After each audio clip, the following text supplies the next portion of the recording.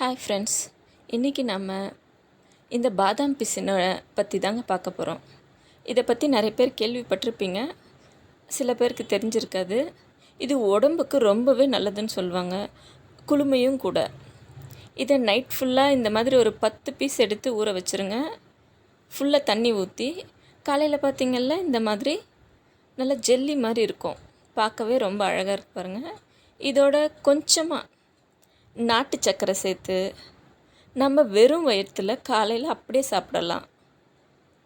இப்படி சாப்பிட பிடிக்காதவங்க கூல்ட்ரிங்க்ஸ் மாதிரி தர்பூசணி ஜூஸ் இந்த மாதிரி ஃப்ரூட் ஜூஸில் கலந்து சாப்பிடலாம்.